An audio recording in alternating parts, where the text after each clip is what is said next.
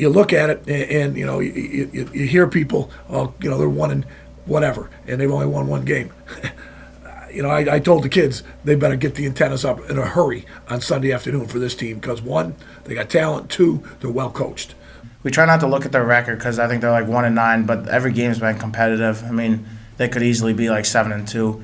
And up front, they do some good things. They have some tight splits and they really roll off the ball. So we have to be low and be good with our fundamentals this week.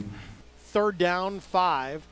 And looking down the left sideline, caught by Mello, 1st down, UNH. If you're looking what at a catch. their schedule and the teams they've played a very competitive schedule, CAA schedule, and you know they've lost some close ones that they could have been on, you know, either side on. Unfortunately for them, they ended up on the wrong side. But you know they're a good team. They play hard, and I know it's going to be a challenge for us.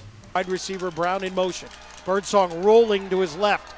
Looking in the end zone, Tackling's improved, not to where we want it to be, but you just watch guys run to the football, and their eyes and everything, they're keeping the ball inside them instead of balls getting by their outside shoulder, and what would be a 7 or 8 yard gain turns into a 15, 20 yard gain. A ball going over our head. You know, try to keep those to a minimum, which I think we have. I think the biggest thing is cutting down on mental errors. And versus JMU, we didn't have our best tackling game, but the difference was like almost every single play, 11 hats are on the ball. And Coach always says when he's straying, good things happen. It definitely has been the case the last couple of weeks. I always thought we had a really good offense. I thought we had a great mix of run and pass this year. You know, one of the things you have to do to stay successful in this league is stay healthy, you know, and we've been relatively healthy on the offensive side of the ball. Obviously, when you lose a kid like RJ, who had 80 catches last year, you take a lot out of your lineup.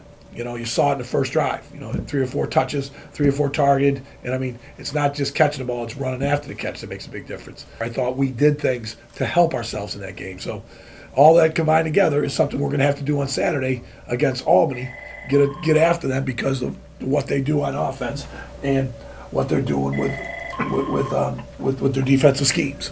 It's been a weird ride. We didn't start out the way we wanted to, and we started to come together. So I think everyone's happy with the win we had at JMU. That was a big win. They're a good team, physical team, and I think we matched that intensity, which is something we pride ourselves on. So you know, it's everyone's pretty happy in the locker room. We're content with how we played last week. We have to keep it going for these next couple of weeks. I expect the kids to go and take care of business. You know, it's been a thing.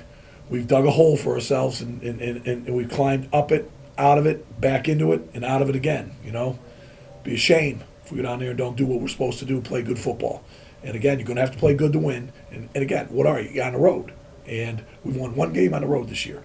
And teams that generally make the playoffs that do win 2, 3, 4 games on the road. So, got to find a way to win 1 on the road again. We've been approaching every game like it's a playoff game, and you don't want to look past one team because at this point, 1 loss definitely puts us out of the playoff race. So if we don't beat Albany, the main really doesn't matter besides for the Musket.